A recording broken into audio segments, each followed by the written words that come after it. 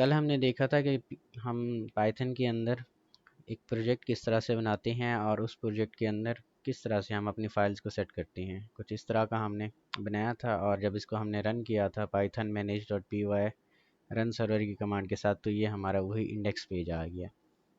आज हम insert operation सीखेंगे कि किस तरह से हम जेंगो के अंदर टेबल्स वगैरह बनाते हैं और किस तरह से हम उन्हीं टेबल्स के अंदर जो डेटा है वो इंसर्ट करवाते हैं।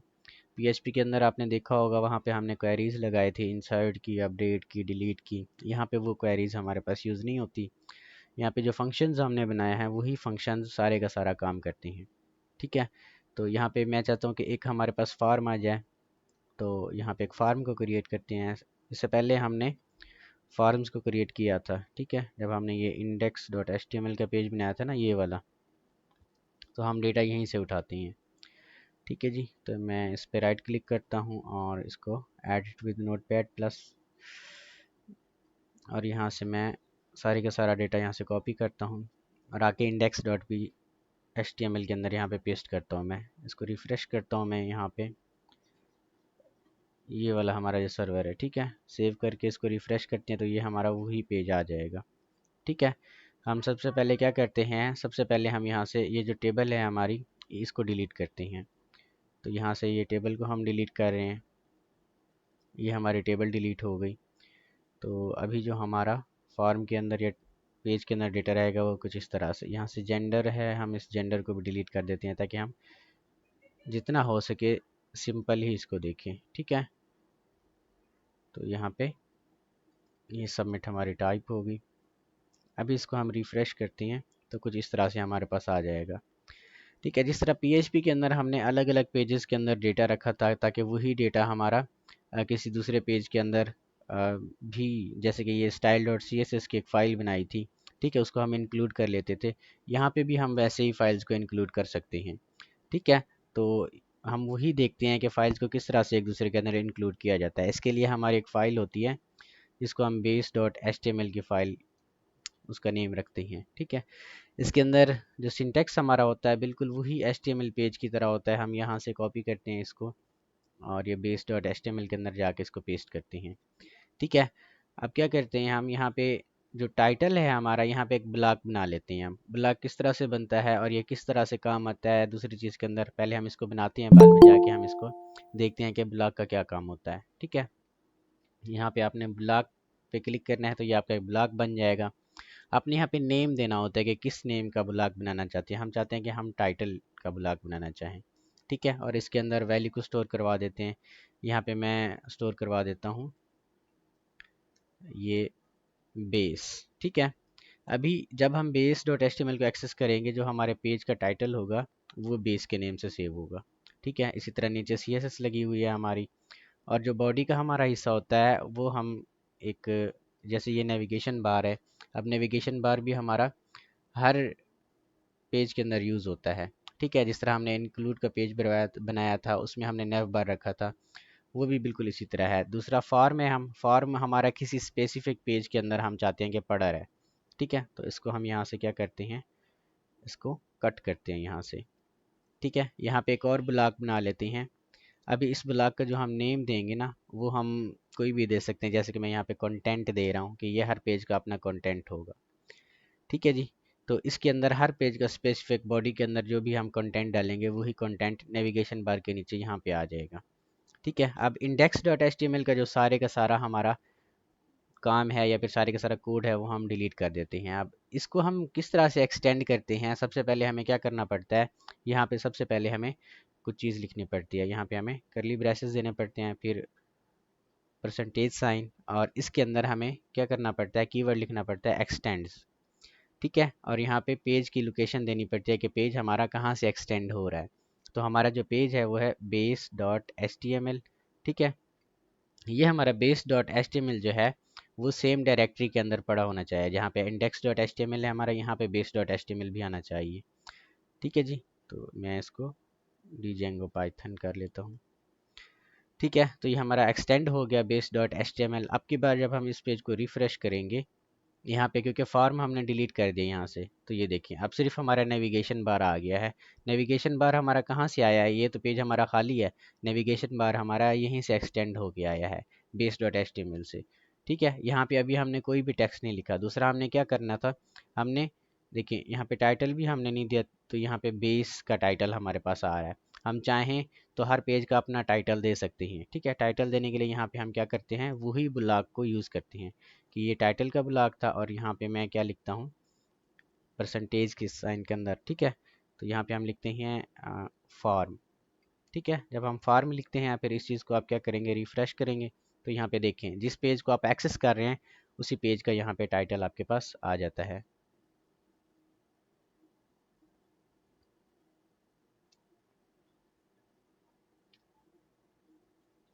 इसके बाद है कि इस पेज की बॉडी के अंदर हमने क्या चीज़ डालनी है। हमने सबसे पहले बॉडी का ब्लॉक बनाया हुआ है। अब ठीक है, इसको हमने कंटेंट का नेम दिया था। अब इसके अंदर हम चाहते हैं कि हमारा जो फार्म का पेज है ना, वो सारे का सारा फार्म का कोड हम यहाँ पे ऐड कर देती हैं।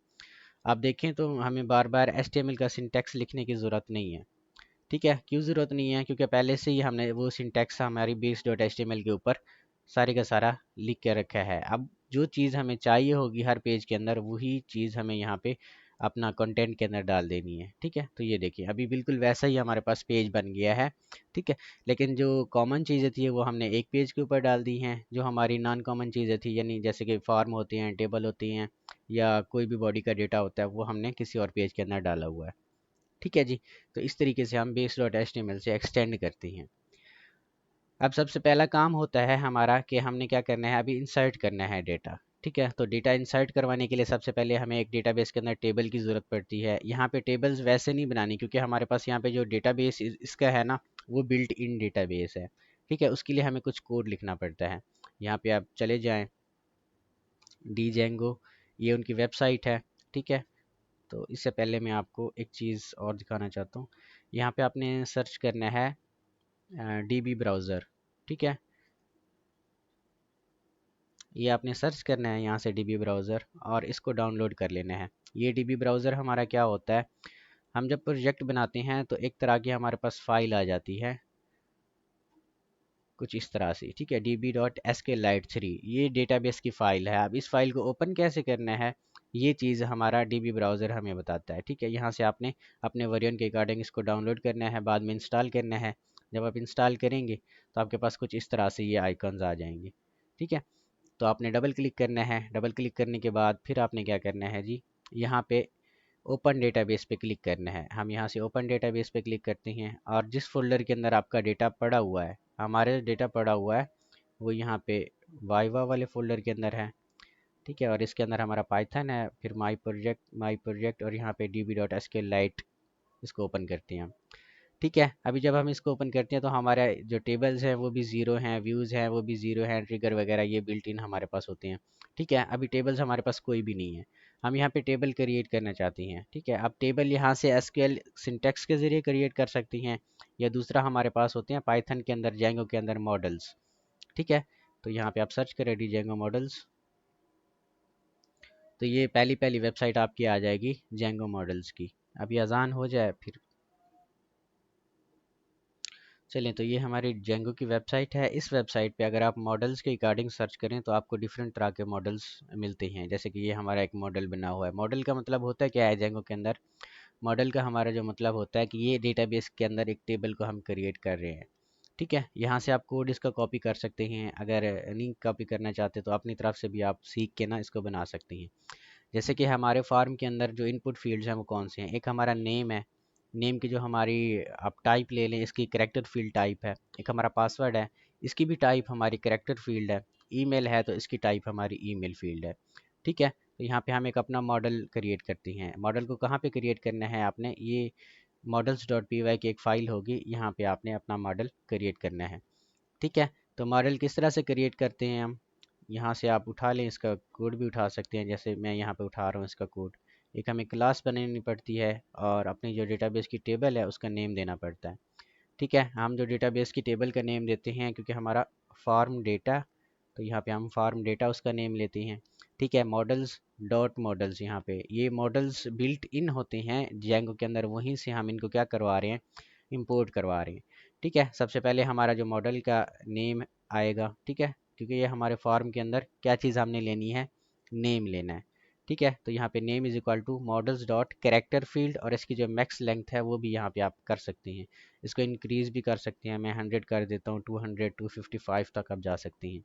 दूसरा हमारे पास क्या था जी, पासवर्ड था, तो मॉडल्स डॉट पासवर्ड फील्ड आपके पास आ गया। तीसरा आपके पास होगा जी ईमेल।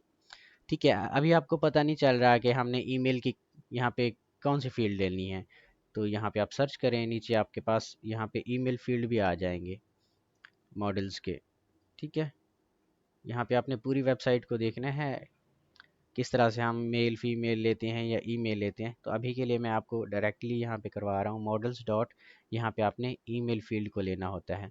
ठीक है, ये वैसे बिल्ट इन हमारे पास ईमेल फील्ड आ गई है हावर की वजह से। ठीक है जी, तो यहाँ पे हमारी जो ईमेल फील्ड है वो भी आ गई है। हम यहाँ पे इसका एट्रीब्यूट नहीं लेते, और यहाँ पे इसकी जो मैक्स लेंथ है वो यहाँ पे हम लिखते हैं। ठीक है जी, अब ये हमारे पास क्या चीज़ आ गई, ये हमारा एक मॉडल क्रिएट हो गया। अब फिर देखें आप अपनी इस टेबल्स तो आपके यहाँ पे क्रिएट हुई नहीं। अब इस मॉडल को हमें क्या करना पड़ता है, अब जेंगो को एक कमांड देनी पड़ती है कि ये वाली टेबल क्या करते हैं, हम अपना रजिस्टर करवा रहे हैं हम अपनी वेबसाइट के अंदर। तो वो कमांड हमारी कौन सी होती है, सबसे पहले आपने सर्वर को ब्रेक करना होता है, यहाँ पे कंट्रोल सी करेंगे, फिर आपने यहाँ पे लिखना है Python manage dot P Y make migrations. ठीक है, यानी आप इस डेटा को माइग्रेट कर रहे हैं। ठीक है, अब यहाँ पे माइग्रेशन का जो फोल्डर है इसके अंदर सिर्फ ये वाली फाइल पड़ी है, लेकिन जैसे यहाँ पे हम क्लिक करते हैं, ओ सॉरी, ठीक है, जैसे यहाँ पे हम क्लिक करते हैं तो ये हमारा जो फॉर्म है, ये मॉडल हमारे यहाँ पे क्रिएट हो गया है। ठीक है, ये 0001 underscore initial dot P Y, इसके अंदर ये सारी चीज़ें उसने दिखा दी हैं कि आपने एक टेबल बनाई है, और उसके अंदर जो फील्ड है, एक तो आपकी आईडी है, प्राइमरी की है, फिर आपका क्या है, एक नेम है, फिर आपका पासवर्ड है, फिर आपका ईमेल है। ठीक है, अभी हमारे यहाँ पे काम मुकम्मल नहीं हुआ, क्योंकि ये जस्ट जाके टेम्प्रेरी लोकेशन पे सेव हो गया है, जिस तरह हमने एक वेरिएबल देखा था। ठीक है, अभी यहाँ पे एक और कमांड देनी पड़ती है, Python manage dot P Y migrate. Migrate करने से हमारा जो डेटा है वो सारे का सारा माइग्रेट हो जाएगा। ठीक है, यहाँ तक आपका चीज़ हो गई है। अभी यहाँ पे इसको दोबारा से आप यहाँ पे ओपन डेटाबेस करें, और ये वाला डेटाबेस हमारा था, इसको सिलेक्ट करें, तो यहाँ पे आपके पास टेबल्स आ गई हैं। कुछ बिल्ट इन टेबल्स थी आपके पास, और एक टेबल आपने बनाई है ये वाली, जिसमें आपने आईडी ली है। इसको मैं ब्राउज टेबल करता हूँ, तो इसमें एक आपकी आईडी है, नेम है, पासवर्ड है, और आपका ईमेल है। ठीक है जी, ये चीज़ आपकी आ गई है। अब आपने और काम क्या करना है, सबसे पहले सर्वर को स्टार्ट करना है, Python manage dot P Y run server की मदद से, ताकि आपका जो सर्वर है वो यहाँ पे, ये देखिए सर्वर है वो स्टार्ट रहे। अब आपने क्या करना है, अब आपने फार्म का डेटा है वो इंसर्ट करवाना है। ठीक है, फार्म्स का डेटा को सबसे पहले आपने फार्म के अंदर सेव करना होता है। इसके लिए आपने एक फ़ाइल बना लेनी है यहाँ पे। ठीक है, क्रिएट न्यू फाइल पे यहाँ पे क्लिक करना है, आपने यहाँ पे बना लेना है फार्म्स डॉट पी वाई। ठीक है, जब आप ये फार्म्स डॉट पी वाई की फ़ाइल बना लेंगे, तो यहाँ पे सबसे पहले आपने लिखना है फ्रॉम डीजेंगो, कि हम डीजेंगो की तरफ से क्या कर रहे हैं, इम्पोर्ट कर रहे हैं बिल्ट इन फार्म्स को। ठीक है, रीजनों के अंदर बहुत से फार्म्स बिल्ट इन होती हैं। ये भी हमने जो फार्म बनाया है ना, अभी तो एचटीएमएल कोड की मदद से बनाया है, लेकिन इसको बिल्ट इन हम करना चाह रहे हैं। ठीक है, कि हमें ज़्यादा कोड हर बार लिखने की ज़रूरत ना पड़े। तो हम क्या करवा रहे हैं, फ्रॉम डॉट मॉडल्स, कि हमारी जो मॉडल्स की फ़ाइल है जिसके अंदर अभी हमने एक डेटा टेबल बनाई है, इसमें से क्या इंपोर्ट करवाओ आप, इंपोर्ट यहाँ पे फार्म डेटा, यानी जो हमने टेबल बनाई है वो टेबल आपने यहाँ पे जाके इंपोर्ट करवानी है। ठीक है जी, ये जेंगो फार्म्स भी आप देख सकते हैं यहाँ पे, नेट पे सर्च करके ये भी आपको पता चल जाएगा किस तरह से ये चीज़ें होती हैं। ठीक है, फिर आपने यहाँ पे क्लास क्रिएट करनी है। क्लास यहाँ पे मैं एक फार्म का नेम दे रहा हूँ। ठीक है, इसको मैं दे रहा हूँ जी फार्म डेटा फार्म। आप कोई भी नेम दे सकते हैं यहाँ पे, मैं चाह रहा हूँ कि हमारे जो मॉडल्स के अकॉर्डिंग नेम है वो आ जाए। ठीक है, यहाँ पे आपने लिखना होता है फार्म्स, की जेंगो की तरफ से जो बिल्ट इन फार्म्स हैं उनमें से हम क्या करवा रहे हैं, मॉडल फार्म्स जो हमारे पास हैं, ठीक है, उनको हम यहाँ पे रेंडर करवा रहे हैं, या यहाँ से मॉडल फार्म्स को ले रहे हैं। मॉडल फार्म हमने यहाँ पे क्यों लिखा है, क्योंकि ये हमारा मॉडल्स की फाइल में से फार्म आ रहा है ना, इसी को हम एक फार्म की सूरत में ले रहे हैं, या फार्म बना रहे हैं अपनी डेटाबेस की टेबल्स को। ठीक है, यहाँ पे क्लास मेटा हम लिखते हैं। मेटा का वही मतलब हमारे पास है कि एक मेटा डेटा हमारे पास आ जाता है, और यहाँ पे कॉलन, यहाँ पे इसके बाद हमने लिखना होता है कि हम कौन सा फार्म यहाँ पे लगा रहे हैं। मॉडल इज इक्वल टू, हम यहाँ पे जो हमने फार्म वहाँ पे बनाया था ना, फार्म डेटा, वही फार्म अब हमने मॉडल के अंदर स्टोर करवा लिया है। ठीक है, अब हमारा एक मॉडल बन गया है। ठीक है, बाद में हमने यहाँ पे क्या लिखना होता है, जो हमारे फील्ड्स थे कि कौन से फील्ड्स हमने बनाए हुए हैं। हमने जो फील्ड्स बनाए हुए हैं वो यहाँ पे लिखते हैं। सबसे पहला जो हमारा फील्ड था नेम, उसके बाद हमारा जो फील्ड था पासवर्ड। अब ये फील्ड्स कहाँ से आ रहे हैं, ये हमारे HTML कोड से नहीं आ रहे, बल्कि ये फील्ड्स हमारे यहाँ से आ रहे हैं। ठीक है, नेम पासवर्ड और ईमेल, यही अब हम कहाँ पे कन्वर्ट कर रहे हैं, फॉर्म्स के अंदर कन्वर्ट कर रहे हैं इसी डेटाबेस की टेबल को, ताकि हम इंसर्ट ऑपरेशन जो है वो अपना मुकम्मल कर सके। यहाँ पे पहले हमारा नेम आ गया, फिर हमारा पासवर्ड आ गया, फिर हमारा ईमेल आ गया यहाँ पे। अब हमने एक फॉर्म बना लिया है यहाँ पे। ठीक है जी, अब इस फार्म को आपने कैसे डिस्प्ले करवाना है अपने इंडेक्स पेज के अंदर। हम चाहें तो ये वाला जो फार्म है हमारे पास, हम इसको डिलीट कर सकते हैं। ठीक है, इसके अंदर जो ये लेबल दिया हुआ है हमने, मैं इस लेबल को डिलीट कर रहा हूँ, बटन को मैं रहने देता हूँ। ठीक है, इन सब को मैं डिलीट कर रहा हूँ। यहाँ पे आके हमारा जो फार्म है वो किस तरीके से आएगा। ठीक है, यहाँ पे आपने फार्म को रेंडर करवाना है, वो किस तरीके से आप करवाएंगे रेंडर। इसके लिए आपके पास एक तरीका है, वो तरीका कौन सा है, यहाँ पे हम जो फार्म्स को लेते हैं ना, ठीक है, हम फार्म्स को किसी न किसी, आप कह लें कि लिस्ट के अंदर लेते हैं, टेबल के अंदर लेते हैं, पैराग्राफ के अंदर लेते हैं। ये जेंगो जो मैंने आपको प्लेलिस्ट प्रोवाइड की है ना, उसमें से अगर आपने लेक्चर्स देखे होंगे तो उसमें उन्होंने बताया है गीकी शोज़ की, जो मैंने आपको लिस्ट एक लिंक दी है। ठीक है, यहाँ पे सबसे पहले फार्म को वैलिडेट करने के लिए या सिक्योर करने के लिए जेंगो हमें कहता है कि एक चीज़ यहाँ पे आप टोकन लगाएं। ठीक है, उस टोकन का जो हमारे पास नेम होता है, यहाँ पे हमारे पास नेम है CSRF टोकन। ठीक है, इसको मैं यहाँ पे लिखता हूँ, तो ये उसने बना के दे दिया है पहले वाला, हम इसको रिमूव करते हैं। ये टोकन हमें क्या करता है, ये टोकन हमारे फार्म को वैलिडेट करता है। वैलिडेट करने के बाद यही टोकन हमारा जो इंसर्ट ऑपरेशन है वो सिक्योरली परफॉर्म करवाता है। ये नहीं लगाएंगे तो जेंगो के अंदर आपका जो फार्म होगा वो कभी भी काम नहीं करेगा। अभी हम यहाँ पे देखते हैं इसको रिफ़्रेश करके, तो हमने क्योंकि फार्म को डिलीट कर दिया था और इसके अंदर सिर्फ एक बटन है, तो वही बटन हमारे पास आ गया है। ठीक है, अब यहाँ पे हम वही फार्म ले रहे हैं, रेंडर करवा रहे हैं। तो वो फार्म हम किस तरह से रेंडर करवाएंगे, यहाँ पे फार्म डॉट एज पी। ठीक है ना, हम चाह रहे हैं कि हमारा जो फार्म है वो एक पैराग्राफ की सूरत में यहाँ पे आ जाए, यानी उसके जो फील्ड्स वगैरह हैं। ठीक है, अभी यहाँ पे ये नहीं आएगा क्योंकि हमने ऐसे ही इसको बना दिया है, फार्म एस पी लिख दिया है। उसे नहीं पता कि फार्म हमारा कहाँ पे है, कहाँ से आ रहा है, कैसे आ रहा है। तो इसके लिए हमें क्या करना पड़ेगा, अपना जो व्यूज़ है, ये वाले व्यूज़, ठीक है, जो हमने बनाया था, इसका जो कोड है ये अपडेट करना पड़ेगा। ठीक है जी, तो हम यहाँ पे सबसे पहले क्या करवाते हैं, जो हमारा फार्म है वो डिस्प्ले करवाते हैं। तो फार्म को हम किस तरह से डिस्प्ले करवाते हैं, यहाँ पे हम सबसे पहले अपनी जेंगो की व्यूज़ डॉट पी वाई की फ़ाइल में हम कहते हैं कि फ्राम डॉट फार्म्स, के हमारी फार्म्स की फ़ाइल में से कोई चीज़ आपने इंपोर्ट करवानी है। कौन सी चीज़, फार्म डेटा फार्म। ठीक है, ये वाला जो अभी हमने फार्म बनाया है। ठीक है जी, और यहाँ पे हम एक फार्म इज़ इक्वल टू, इसी फार्म डेटा फार्म को हम यहाँ पे ले रहे हैं एक मेथड बना के। ठीक है, अब ये हम यहाँ पे पास करवा रहे हैं एज एन डिक्शनरी। यहाँ पे डिक्शनरी बनाते हैं। डिक्शनरी हमारे किस तरह से काम आती थी, डिक्शनरी हमारी, हमने देखा था कि की और वैल्यू की सूरत में हमारी यहाँ पे डिक्शनरी स्टोर होती थी। ठीक है, सबसे पहले हम की देते हैं, कॉलन, और ऊपर जो हमने यहाँ पे ये बनाया है एक वेरिएबल, इस वेरिएबल के अंदर हमने स्टोर करवाया है फार्म डेटा। ठीक है, तो ये की वैल्यू की सूरत में हमारी डिक्शनरी यहाँ पे आ गई है। ठीक है जी, अब यही वाला जो फार्म है हमने यहाँ पे रेंडर करवाया है एज पैराग्राफ।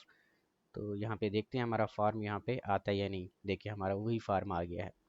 ये काम कैसे कर रही है हमारी ये चीज़, हमने सबसे पहले मॉडल्स बनाया है, मॉडल्स के अंदर ये सारे फील्ड्स लिए हैं, हमें चाहिए थे जो जो भी ज़रूरत थे यहाँ पे। ठीक है, आप यहाँ पे और भी फील्ड ले सकते हैं, मैं जस्ट 3 फील्ड्स ही यहाँ पे ले रहा हूँ। इसके बाद उन फील्ड्स को आपने फार्म के अंदर कन्वर्ट किया, फार्म्स डॉट पी वाई की फ़ाइल पे। ये जो फिटनेस क्लब मैनेजमेंट जिनका प्रोजेक्ट है ना, उनके प्रोजेक्ट के अंदर ये सारी चीज़ें यूज़ की हुई है मैंने।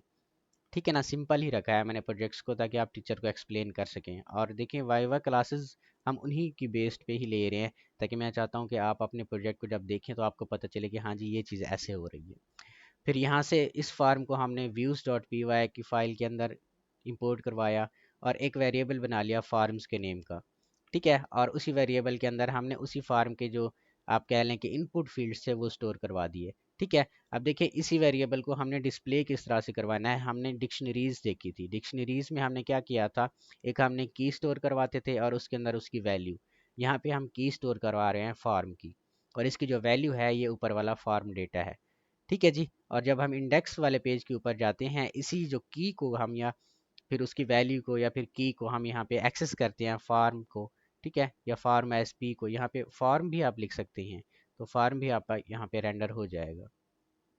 ठीक है, फार्म एस पी लिखें या जस्ट फार्म लिखें, ये आपका अपना ही मतलब है। ठीक है, यूजुअली ऐसा होता है कि जब हम बिल्ट इन फार्म्स को हम परफॉर्म करते हैं, जैसे कि रजिस्ट्रेशन फार्म हो गया, लॉगिन फार्म हो गया, तो उनके अंदर जेंगो की अपनी वैलिडेशन लगी होती है। तो उन्हीं वैलिडेशन को हटाने के लिए, थोड़ी सी स्पेस देने के लिए, यहाँ पे फार्म एज पैराग्राफ की सूरत में हम लेते हैं। तो इसलिए हमारी प्रैक्टिस ऐसे बनी हुई है, तो हम ऐसे ही इसको ले रहे हैं। ठीक है जी, अब ये हमारे यहाँ पे फार्म आ गया है। हम फार्म को क्या करवाते हैं, हम फार्म को यहाँ से, यहाँ पे form dot S underscore P है। ठीक है, तो हम इसी फार्म को क्या करवाते हैं, हम चाहते हैं कि जो डेटाबेस के अंदर हमारा डेटा है, या डेटाबेस की जो हमने टेबल बनाई है ना यहाँ पे, इसके अंदर वैल्यूज़ को स्टोर करवाएं उसी फार्म्स की। ठीक है, अभी यहाँ पे हम इंसर्ट करेंगे कोई चीज़, जैसे मैं यहाँ पे नासिर, यहाँ पे 1 2 3 और ये अपना मेल इंसर्ट करवा रहा हूँ, सबमिट करवा रहा हूँ, तो ये रिफ़्रेश हो जाता है हमारे पास। लेकिन यहाँ पे आप देखें, जब हम यहाँ पे ओपन डेटाबेस करते हैं और इसी को दोबारा एक्सेस करते हैं, तो इसके अंदर जो हमारी टेबल्स, ये कहाँ पे चला गया, ये हमारी टेबल्स हैं। ठीक है, इस टेबल को हम ब्राउज़ करते हैं तो यहाँ पे कोई भी डेटा हमारे पास नहीं आया। ठीक है जी, अब हमने क्या करना है, मेन काम हमारा यही है। ठीक है, इस फार्म का जो हमारे पास मेथड है वो क्या है, हमारे पास मेथड, हमारे पास पोस्ट है। ठीक है, यहाँ पे हमने एक बटन बनाया हुआ है, बटन की यहाँ पे टाइप हम कर देते हैं सबमिट। ठीक है, ये टाइप इज इक्वल टू, यहाँ पे आपने वैल्यू देनी होती है इसकी सबमिट, कि ये जब भी हमारा ये फार्म सबमिट हो तब आपने इस फार्म का डेटा कहाँ पे स्टोर करवाना है, टेबल के अंदर। ठीक है, तो यहाँ पे हम स्टेटमेंट लिखते हैं इफ़। ठीक है, इफ़ एल्स से ही हमारा काम यहाँ पे हो जाता है। ठीक है, हम यहाँ पे लिखते हैं if request dot method is equal to यहाँ पे पोस्ट, के जब हमारे जो मेथड हो वो पोस्ट हो। ठीक है, यहाँ पे इफ़ हमारी कमांड है, इफ़ कमांड के बाद हमने क्या दी है, कोई ना कोई हमने एक ऑपरेटर दिया है। ठीक है ना, ऑपरेटर में पहले तो हम greater than, less than, is equal to sign use कर रहे थे, लेकिन अभी हम क्या कर रहे हैं, हम यहाँ पे रिक्वेस्ट, क्योंकि बिल्ट इन होती है जेंगो के ऊपर। ठीक है, कि कोई बंदा रिक्वेस्ट कर रहा है, जिस तरह हम यहाँ पे रिक्वेस्ट कर रहे थे, तो अगर हमारा जो बंदे का है मेथड, रिक्वेस्ट मेथड वो पोस्ट है, या फार्म का जो रिक्वेस्ट मेथड है वो पोस्ट है, तब आपने क्या करना है, यहाँ पे आपने कोई ना कोई कंडीशन देनी होती है। ठीक है, यहाँ पे हम एक वेरिएबल बना लेते हैं फार्म इज इक्वल टू, ऊपर हमने ये जो फार्म डेटा बनाया था ना, इसी फार्म को क्या करवाते हैं हम, रेंडर करवाते हैं यहाँ पे, कि उसी फार्म के अंदर आपका जो डेटा है वो सेव भी होना चाहिए। ठीक है, तो यहाँ पे हम लिखते हैं रिक्वेस्ट डॉट पोस्ट, के ऊपर वाला जो हमारा फार्म है, अगर उसका जो डेटा है वो पोस्ट हो रहा है, फिर यहाँ पे आपने क्या करना है, एक और इफ़ स्टेटमेंट चलानी है। ठीक है जी, इफ़ स्टेटमेंट क्यों चलानी है, इसका मकसद क्या है, यहाँ पे हमें लिखना पड़ता है फार्म डॉट इज़ वैलिड। ठीक है, इज़ अंडरस्कोर, यहाँ पे आप लिखें वैलिड, ये एक जेंगो की तरफ से बिल्ट इन फंक्शन है वैलिडेशन लगाने के लिए, कि हमारा जो डेटा है वो सही तरह से आ रहा है या नहीं। ठीक है, तो क्या कर दो, अगर हमारा जो फार्म का डेटा है वो सही तरह से आ रहा है, तो फार्म डॉट सेव। ठीक है, ये हमारा डॉट सेव एक फंक्शन है, इसकी मदद से आप ये कह लें कि डॉट सेव जो है हमारा एक बिल्ट इन फंक्शन है, और इसके अंदर जो इंसर्ट स्टेटमेंट है ना, या इंसर्ट क्वेरी है, वो ऑटोमेटिकली लगी हुई है। ठीक है ना, आपने क्या करना है, यहाँ पे फार्म को सेव करवाना है, सेव करवाने के बाद आपने क्या करना है, किसी ना किसी पेज के ऊपर रिटर्न कर जाना है। ठीक है ना, हम यहाँ पे रिटर्न कर रहे हैं, यहाँ पे हमने यूआरएल्स के अंदर दिया था होम। ठीक है, तो मैं यहाँ से होम को कॉपी करता हूँ कि हम होम वाले पेज के ऊपर इसको रिटर्न करेंगे। ठीक है ना, जब हमारा फॉर्म सेव होगा तो यहाँ पे रिटर्न और यहाँ पे होता है हमारे पास रीडायरेक्ट, कि आपने होम वाले पेज के ऊपर रीडायरेक्ट हो के जाना है। ठीक है, अब यहाँ पे रीडायरेक्ट आपको एरर देगा। इस एरर को कैसे आपने ठीक करना है, यहाँ पे इंपोर्ट रेंडर के साथ आपने यहाँ पे लिखना है रीडायरेक्ट। ठीक है, जब आप यहाँ पे रीडायरेक्ट लिखेंगे, क्योंकि ये रीडायरेक्ट, इंपोर्ट, रिक्वेस्ट ये बिल्ट इन फंक्शंस हैं, या बिल्ट इन उन आप कह लें कि वो प्रोवाइड करते हैं जेंगो हमें। ठीक है, अब यहाँ पे जो हमने कोड लिखा है यही कोड हमारा फाइनल कोड है। इसमें क्या कर रहे हैं हम सबसे पहले देख रहे हैं कि अगर हमारा रिक्वेस्ट मैसेज मेथड पोस्ट है तो हमने जो फॉर्म बनाया था ऊपर, उसी फॉर्म का जो रिक्वेस्ट मेथड है वो ले रहे हैं। ठीक है, फिर हम क्या कर रहे हैं, एक बिल्ट इन फंक्शन की मदद से फॉर्म को वैलिडेट कर रहे हैं। ठीक है, अगर जेंगो ने कह दिया कि हाँ ठीक है आपका जो डेटा है वो सही तरीके से आ रहा है, तो आपने फार्म को सेव करना है। सेव करने के बाद फिर आपने होम पेज की तरफ रिटर्न कर जाना है। ठीक है, फ़र्ज़ करिए कि आपकी ये स्टेटमेंट सही तरीके से नहीं चलती, तो फिर यहाँ पे आपने एल्स कमांड देनी होती है। ठीक है, एल्स के अंदर हमने यहाँ पे जो फॉर्म बनाया हुआ है ना, रेंडर करवाया हुआ है, हम कहते हैं कि आप वही फार्म को डिस्प्ले करवाते रहो। ठीक है जी, इतना सारा आपने जस्ट कोड लिखना है और आपका जो इंसर्ट ऑपरेशन है वो यहाँ पे परफॉर्म हो जाएगा। ठीक है, अभी हम इस पेज को रिफ़्रेश करते हैं।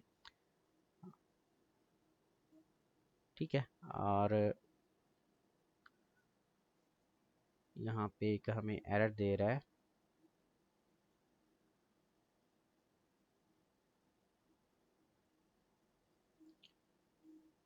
फॉर्म रेफरेंस बिफोर असाइनमेंट का, यहाँ पे हम सर्वर का एरर आई थिंक ये होगा।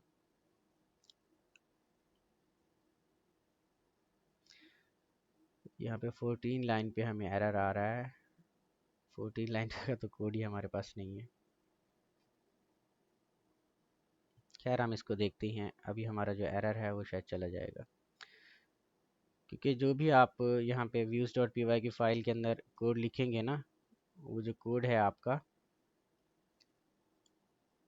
आपके सर्वर के साथ इंटरेक्ट करता है। यहाँ से एक बार फिर हमने देखना पड़ता है कोड को, क्योंकि यहाँ पे कुछ चीज़ हमने मिस्टेक कर दी होगी।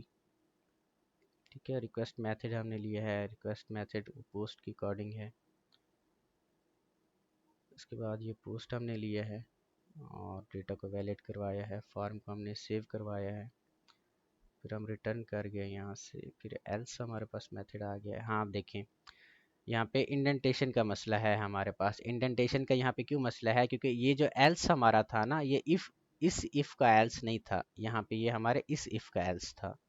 ठीक है ना, यहाँ पे छोटी छोटी चीज़ों पे भी मिस्टेक्स ये हमें दे देता है। ठीक है, अब यहाँ पे हमारी कोई भी मिस्टेक नहीं है। ठीक है ना, हमारी जो मिस्टेक थी वो यही थी कि यहाँ पे हमारा जो एल्स था वो इस इफ़ के नीचे था। उसने समझ लिया कि ये इस इफ़ का एल्स है, जो कि बनता नहीं है क्योंकि फार्म को हम सेव करवा रहे हैं। ठीक है, हम इस पोस्ट मेथड का यहाँ पे एल्स बना रहे हैं कि अगर हमारा डेटा पोस्ट ना हो तो आपने क्या करना है, यही वाला जो फार्म है रेंडर करके हमें दिखाते रहना है।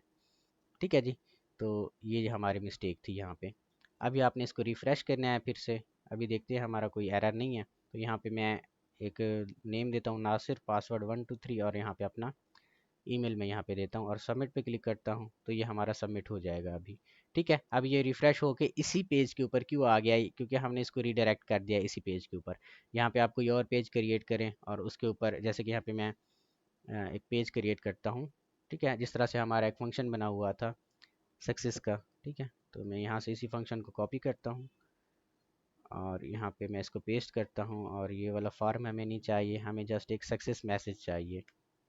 तो वो सक्सेस मैसेज हम किस तरह से लगाएंगे, ये वाला सारे का सारा हम डिलीट करेंगे, और यहाँ पे फंक्शन हम एक सक्सेस के नेम से फंक्शन बना लेते हैं, और इसके अंदर हम क्या करवाते हैं, सक्सेस का एक पेज बना लेते हैं, success.html का। ठीक है, तो हमें ये पेज बनाना पड़ेगा। ये पेज हमें टेम्पलेट्स के अंदर बनाना पड़ेगा। अबे यार, यहाँ पे राइट क्लिक और यहाँ पे success.html। ठीक है, अब इसी को हमने एक्सटेंड करवाना है base.html के अंदर से, तो मैं यहाँ से कॉपी कर लेता हूँ डेटा और यहाँ पे पेस्ट करता हूँ, और यहाँ पे जस्ट एक कंटेंट के अंदर मैं एक मैसेज देता हूँ कि योर फॉर्म इज़ सबमिटेड। ठीक है, ये आपका एक मैसेज यहाँ पे आ जाएगा। और आपने क्योंकि ये बनाया हुआ है, इसके लिए आपको एक यूआरएल भी क्रिएट करना पड़ता है। तो मैं इसी यूआरएल को कॉपी करता हूँ और नीचे पेस्ट करता हूँ। यहाँ से आपने फ्रॉम, इसको आपने मॉडिफाई कर लेना है, फ्रॉम डॉट इम्पोर्ट यहाँ पे लिखना है व्यूज़। ठीक है, कि हमारी सारी की सारी व्यूज़ यहाँ पे इंपोर्ट हों। तो यहाँ पे आपने लिखना है व्यूज़ डॉट इंडेक्स, एक हमने ये लिया है, और दूसरा व्यूज़ डॉट अभी हमने बनाया है सक्सेस का। ठीक है, तो ये व्यूज़ डॉट सक्सेस, और इसका जो नेम हम दे देते हैं वो सक्सेस है। ठीक है, अब यही सक्सेस को हम यहाँ पे कॉपी करते हैं और जाके व्यूज़ पेज के अंदर यहाँ पे जो हमने होम किया था रीडायरेक्ट, ये सक्सेस वाले पेज के ऊपर हम रीडायरेक्ट कर देते हैं। ठीक है जी, अब यहाँ पे इसको फिर से क्या करते हैं, हम रिफ़्रेश करते हैं। यहाँ पे डेटा हम पुट करते हैं, यहाँ पे नासिर, पहले हमने नासिर किया था, अब नासिर अब्बास, पासवर्ड हमारा 123, और यहाँ पे हम यहाँ पे कोई भी मेल डालते हैं, सबमिट पे क्लिक करते हैं, फिर से यहाँ पे उसी पेज के ऊपर आ गया ये। तो देखते हैं डेटा हमारा आ रहा है या नहीं। तो ओपन डेटाबेस यहाँ पे, और इसके अंदर जो हमारा फॉर्म है इसके अंदर ब्राउज टेबल्स, डेटा हमारा यहाँ पे आ रहा है सक्सेस के अंदर, उसने अभी रीडायरेक्ट नहीं किया।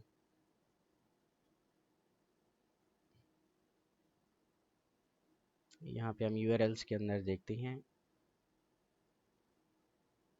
हाँ यहाँ पे देखें ना, हमने इसकी यूआरएल को नहीं दिया कि किस यूआरएल के ऊपर जाके आपने सक्सेस दिखाना है, क्योंकि वो होम पेज के ऊपर ही आ गया, होम पेज का पहले से हमारे पास पड़ा था वो।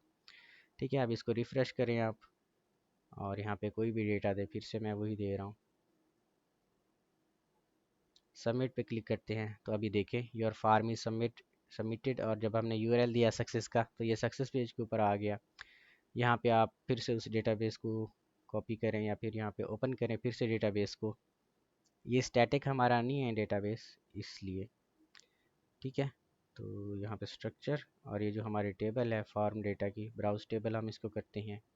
तो यहाँ पे देखिए हमारा तीसरा भी आ गया है, और यहाँ पे हमारा एक सक्सेस का मैसेज भी शो हो गया है। ठीक है, इस तरीके से हमारा जो इंसर्ट ऑपरेशन है वो परफॉर्म करता है। ठीक है जी, तो ये आज आज का लेक्चर था।